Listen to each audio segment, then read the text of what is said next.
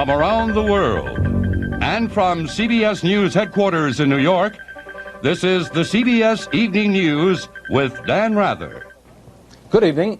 From its beginning to its conclusion today, the White House Conference on Aging this week has been a struggle over the effect of Reaganomics on senior citizens, and charges of political chicanery both preceded and followed it. Deborah Potter reports.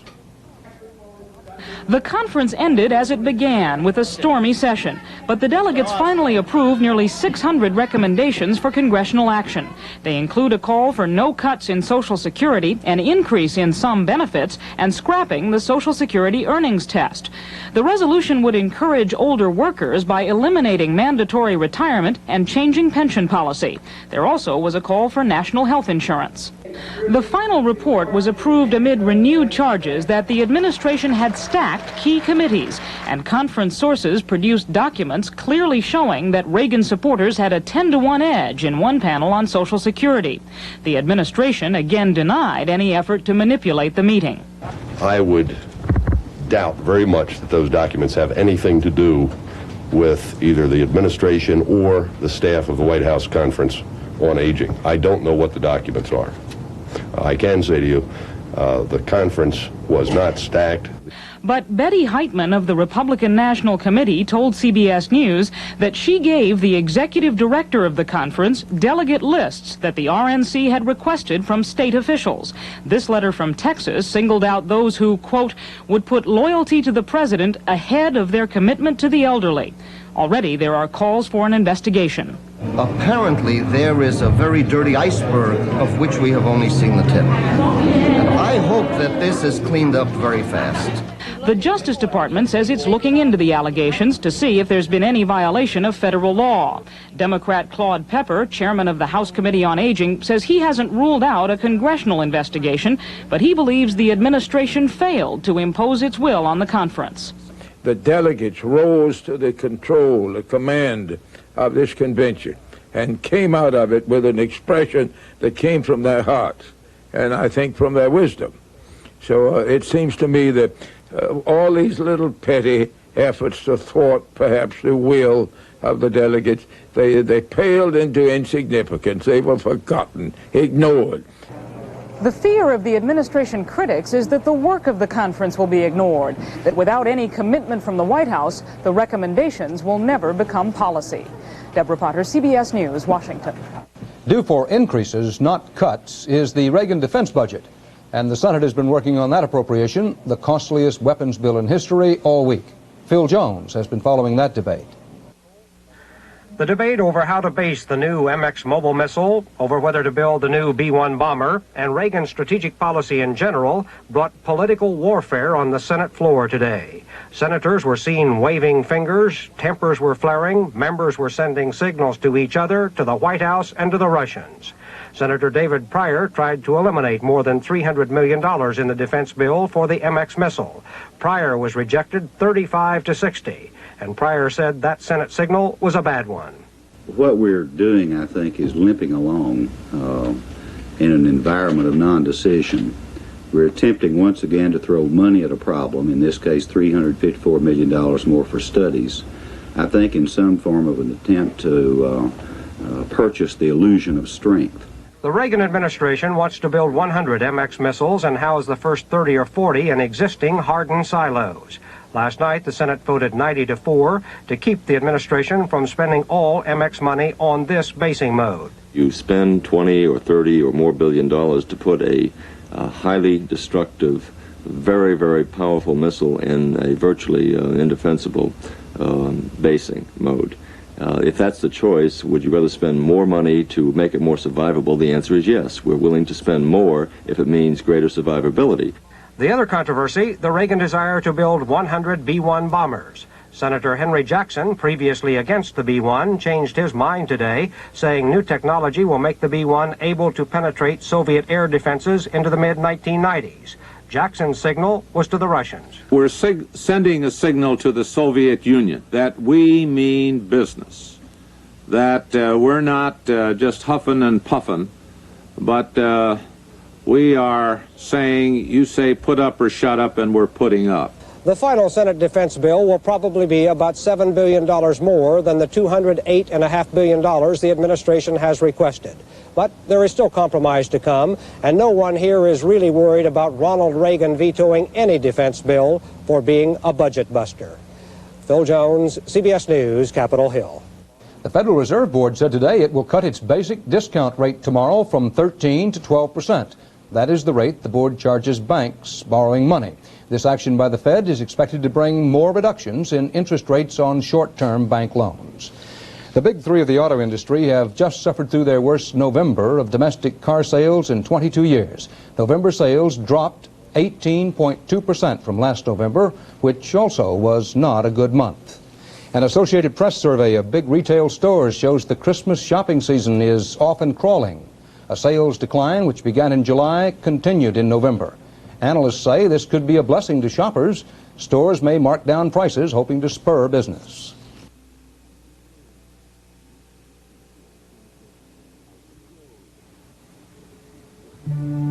As you grow older, nature depletes your skin's reservoir of vital fluids. This precious drop helps replenish that reservoir with mysterious fluids similar to those younger skin has so much of. Oil of Olay. See it penetrate, softening dryness, and feel it provide the moist climate that restores your younger, more lustrous look. Discover the secret of Oil of Olay. It can help you look younger too.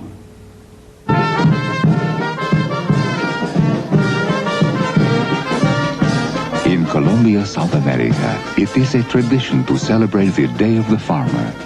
To celebrate for men like Juan Valdez, who for centuries have gone to the fields to pick by hand only the coffee beans that are ready, because it is their dedication to the heritage of Colombian coffee that makes it the richest coffee in the world. And that is worth celebrating.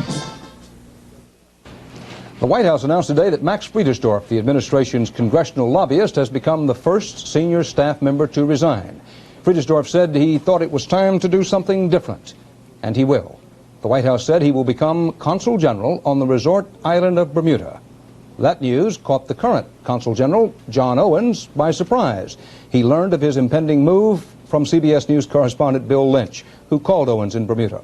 Owens, a 27-year veteran of the Foreign Service, has served only half of his 3-year term in Bermuda.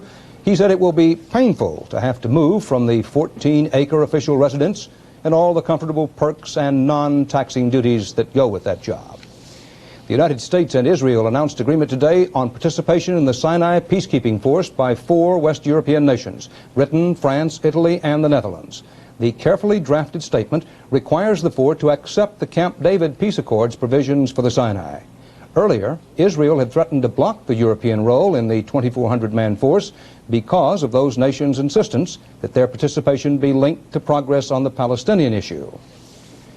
Reports have been circulating in Washington for some time now that President Reagan and top members of his cabinet are on an assassination list compiled by Libyan strongman Muammar Gaddafi. The Libyan government has denied those reports, but the Reagan administration is not ignoring them. And this concern has resulted in a subtle change in the president's travel arrangements, as Bob Schieffer reports. For obvious reasons, White House officials don't discuss many details about the president's security forces, but some of the recent changes have been obvious. These days, the president is not always in the lead limo flying the presidential flags. Sometimes there are identical limos with flags, and sometimes, according to reports, he is ridden in other unmarked motorcade cars. A van loaded with anti-sniper SWAT teams was recently added to the traveling entourage that has always included dozens of plainclothes Secret Service guards. Some procedures have also been changed. Underground building entrances are now used when possible. Much of the security step-up, such things as using airport-style metal detectors in places where the president is appearing, began after the assassination attempt on Mr. Reagan in March. But they have been used even more with the reports of the Libyan hit squads. At a Cincinnati fundraiser earlier this week, the audience was kept far back from the presidential podium. Local police have always augmented Secret Service agents at sites such as airports, and the president generally uses closed-off military airports these days, but recently security agents also began positioning a car between the president and spectators. And earlier this week, when Mr. Reagan traveled to a Washington hotel to speak at a conference on the aging, the trip was not announced in advance, even to some White House staffers. A spokesman said there may be more trips with no advance warning in the future. Bob Schieffer, CBS News, Washington. For more than 5 weeks, the UN Security Council has been deadlocked in efforts to choose a new Secretary General. The current holder of that job, Kurt Waldheim of Austria, wants an unprecedented third term. But 16 vetoes by China have blocked him. So, in a surprise move today, Waldheim took his name out of the running. But he emphasized he was not out of the picture and said if the Security Council cannot agree on someone else, he still is available.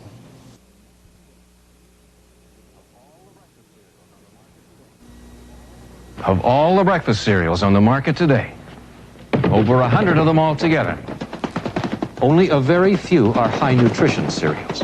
New Buckwheats is one of them. And among the high nutrition cereals, only Buckwheats has a great new touch of honey taste. Nice touch. So, for high nutrition and great taste, New Buckwheats, the only high nutrition cereal with a touch of honey taste. Merry Christmas, Merry Merry Christmas from your Kmart Christmas store. Save on bowling balls and skirts, sweaters, rods and reels and shirts. Cameras, TVs, bikes and plants, handbags, bath oil, slippers, pants, Mirrors, perfume, gowns and socks, toasters, roasters, robes and clocks, candy, records, film and toys, at Santa Land for girls and boys. Christmas stars light every face at Kmart's Christmas saving place. Opposed from both the right and the left, Senate Majority Leader Howard Baker today abandoned his day-o plan for an early vote on the 10-year extension of the Voting Rights Act. As Baker put it, it was probably one of the shortest live trial balloons in history. Well, do you remember the old-timey fair where they had a kissing booth? Washington had a political equivalent of that today, and Bruce Morton attended. Christmas shopping, political style. Business PACs are sincerely and legitimately looking for Democratic candidates to support. It was something the Democrats had never done before. About 40 prospective congressional candidates lined up so they could be inspected by representatives of about 50 business political action committees. So the PACs could decide if they wanted to give money to the candidates' campaigns. The candidates were the merchandise, the PAC people the shoppers. Just kind of here checking it out, seeing who's around. The candidates bragged some. Since the incumbent has demonstrated what his political stance is, it ought to be possible to take him out. In Palm Beach County, Florida, where I've been a commissioner for 5 years, we've had a land use plan that I think is a model for the country. Sometimes they were very candid. What we're really looking for is money, you see. Well, that's what we're here to talk to you about. Big money. PACs gave $55 million to congressional candidates last year. Democrats got just over half. PACs tend to favor incumbents of whatever party. So today they seem most interested in candidates running in open districts where there are no incumbents. The PAC people all had little maps so they could tell which candidate stood where around the room. Down towards the bottom, Dart and Coleman. Next column, top, McCluskey, then Bates, then Wright. Okay, everybody else is attacking an incumbent. When the PAC people talked, the candidates often nodded. It was kind of like the high school prom. If nobody asked you to dance, you just stood there. But most of the candidates thought it was a good idea. The Democrats finally doing for the first time something the Republicans have been doing for years. Bruce Morton, CBS News, Washington. President Reagan today commuted former Maryland Governor Marvin Mandel's prison sentence. This will permit Mandel's release 5 months early after having served 19 months of a 3-year sentence for political corruption. The owners of 3 Mile Island, scene of this nation's worst commercial nuclear accident, today blamed it on the federal government. General Public Utilities Corporation and its subsidiaries sued the government for $4.1 billion. They charged the Nuclear Regulatory Commission failed to warn of safety hazards at the plant. GPU is seeking to recover cleanup costs and lost revenues resulting from the accident that occurred on March 28, 1979. It alleges that federal regulators learned of a similar problem at an Ohio nuclear plant 18 months before the 3 Mile Island accident, but failed to report their finding, and the corporation has filed an earlier complaint of alleged omissions with the NRC in June. That complaint was rejected, clearing the way for today's action in federal court. The National Petroleum Council, which is made up largely of oil and gas executives, estimated today that substantial undiscovered resources exist in the U.S. Arctic, which could contribute significantly to the nation's energy supply. The council cited what it called potentially recoverable resources equivalent to 44 billion barrels of oil. That's 20% higher than the U.S. Geological Survey estimates. The Petroleum Council had praise for Interior Secretary Watt, who told members, and I quote, "We have won every skirmish against environmentalists." Watt said, "Friends, it's a new day." The following report contains scenes of violence you may not wish your children to see. It happened last night in a suburb of Dayton, Ohio. A man took several hostages at gunpoint during an argument in a bar and injured one. Cameraman Byron Sturzman and reporter David George of WIO-TV collaborated on this graphic account. The gunman, Howard Shermer, drank whiskey and shared his bottle with his captive, Gary Simpson. The gun, taped to Shermer's hand, was pointed at Simpson's head. Other hostages in the bar managed to escape. One woman simply walked out the door. A man crawled out, then urged two others to freedom. Police surrounded the bar, and Shermer came out with his hostage. Okay, everybody, I got the gun backed up. If I get shot, I'll pull the trigger and he'll lose his life. Now! Shermer refused repeated orders from police to surrender. There was a standoff until, with a simple judo move, the hostage got free. Freeze! I got it! Freeze!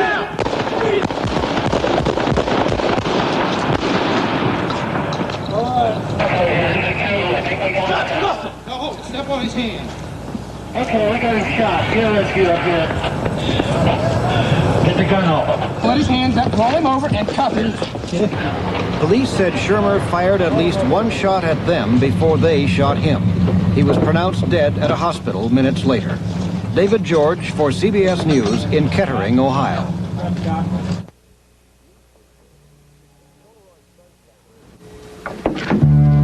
Polaroid sun camera is a new system with a piece of the sun inside. It can turn bad light into good pictures. What's wrong with that, son? It's never where you want it. Like now. See, you've never been so sure of an instant picture. Perfect. What's it do in good light? Then it uses just enough of its own light to touch up the small shadows. You use it on every shot, it can make any picture better. I'll buy that. They're going fast, folks. Never been so sure.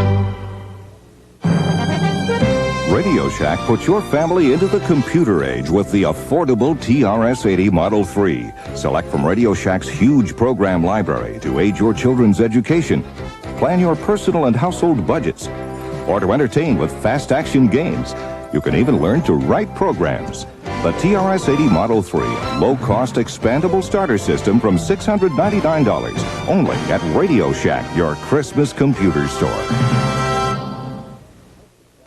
The Department of Health has given the nation its annual physical examination and has come up with the finding that the patient is healthier than ever and can be expected to live longer. The report also says that death rates are declining for nearly all of the major causes of death, including heart disease and stroke. Don't sound the knell for the farmer in the dell. In spite of the widespread belief that the American farm population is aging, the Agriculture Department reports a substantial youthening down on the farm. It says there were 401,000 farmers under the age of 35 in 1980 compared to 265,000 a decade earlier. A spokesman said that may be due to the improved farm economy of the early 1970s, a general tendency to look more favorably on rural life, and a belief that the city isn't that great anymore. The argument is that America is a sports-loving nation. In the words of the novelist and critic Wilfred Sheed, if you had to limit yourself to one aspect of American life, the showdown between pitcher and hitter, quarterback and defense, would tell you more about politics, manners, style in this country than any one thing. Bernard Goldberg has been looking into the American sports scene and finds a disquieting image.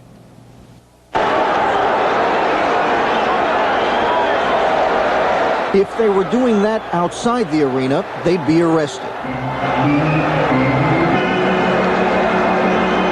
The fact is that while sports has been compared to life, athletes haven't had to play by the same rules.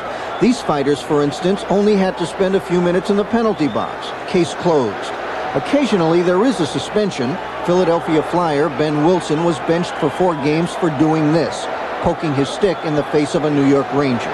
People have to realize that what goes on the ice can't go on in normal life, and you should be able to draw that distinction. Fighting has always been a part of pro hockey, but now, perhaps the result of more teams, more coverage, violence in American sport appears to be spreading.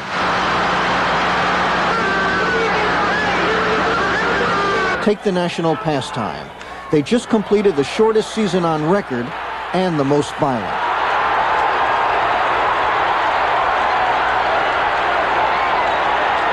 Basketball may be a game of style and grace, but there have been at least 100 fistfights in the last 6 seasons. And even the boxers are fighting. Be quiet. All right. Let's look at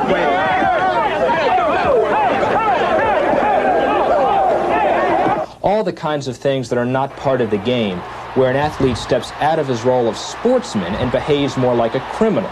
That's the kind of thing we're going after. Rick Harrow, Miami lawyer and crusader against sports violence. What troubles Harrow and others is heroes acting like villains. Reggie Jackson getting into a fight, then laughing all the way to the dugout. It's authority figures being treated like dirt. And old sayings like kill the ump that just aren't so funny anymore. And it's violence spreading into the stands and, by extension, the argument goes, into society. We deplore violence on the streets, the mugging, the assaults, the batteries. We should deplore it also in the sports arenas. And I think it's important that we do something about it. Congressman Ronald Model has already done something about it. He's introduced a bill aimed at curbing violence in professional sports. The bill would establish arbitration boards for each of the major sports. If a player is injured, the result of a fight or excessive violence, he or his team could go to the board, composed of 3 professional arbitrators, and seek damages. For instance, if the player is hospitalized, the offending player's team might have to pay the medical bills, as well as the injured player's salary until he returns to the lineup. But the bill has some sports figures crying foul. It would be like me going to the president and saying, I'm arbitrating whether you are going to sell planes to Saudi Arabia.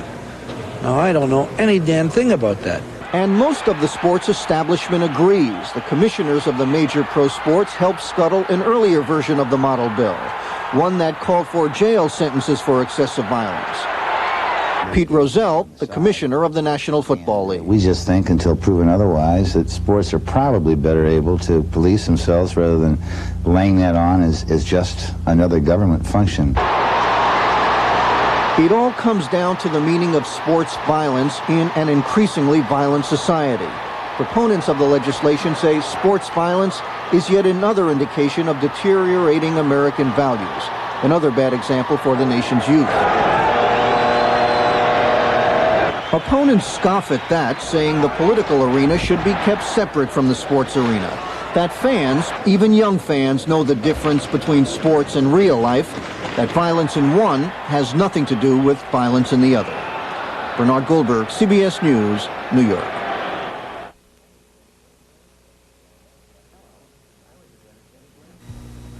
Hello. I was a dedicated blade shaver till my wife bought me this Remington microscreen shaver because it would shave as close as a blade or your money back. The first microscreen is so thin it shaves incredibly close. The second even closer. And Remington's American made. It costs less. Norelco's imported. It costs much more. I was so impressed, I bought the company. The Remington microscreen shaves as close as a blade, or I'll give you your money back. Now a Christmas gift special. Free travel case with a Remington microscreen shaver. Rare whooping cranes spend the winter on the Aransas Peninsula in southern Texas, where Conoco produces oil and natural gas. For protecting the crane's habitat, we were the first company to receive the Citation of Merit from the National Audubon Society, which shows we think that America's energy can be developed even as America's environment is preserved. Conoco, now combined with DuPont for a better energy future. The revels seem all but ended at London's Old Vic Theatre, which is shackled by lack of funds. And now John Blackstone reports the unkindest cut of all.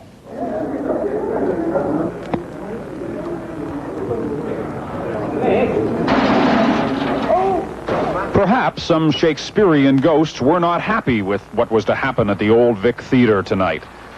The ghosts were there, certainly. To be or not to be, that is the question. Let me see. Alas, poor Yorick. I knew him, Horatio.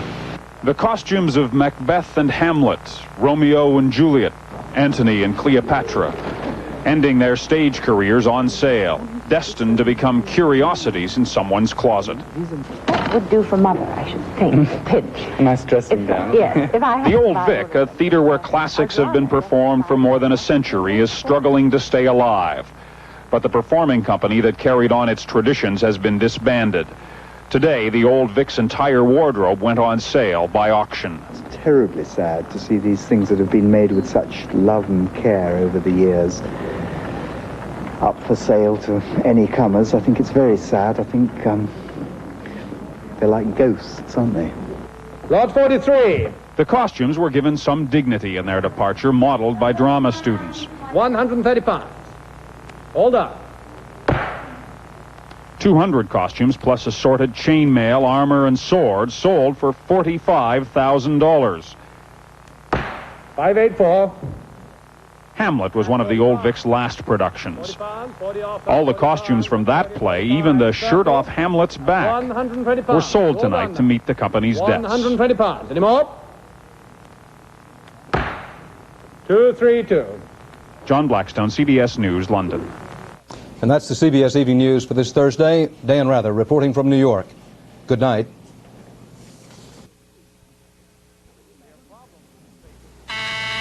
Coming, madam. Tea, a toast, a pat of parquet. Butter. No. Madam uses only parquet margarine. Butter. Coming, madam. You are parquet. Butter. Oh, my. Light. Creamy. Good heavens. You are butter. Parquet. Parquet margarine from Kraft. The flavor says butter. Welcome to warm afternoons and gallow wine. Sunny Rhine days with your friends and mine. Special moments. The feeling shows.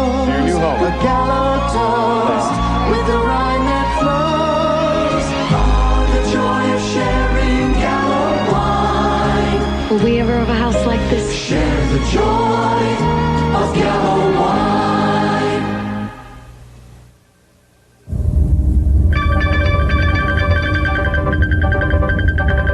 From around the world and from CBS News headquarters in New York, this has been the CBS Evening News with Dan Rather. The following provided tape for the CBS Evening News. Presidential Security Advisor Richard Allen thinks the press has been unfair to him. He'll discuss the issue tomorrow on Morning.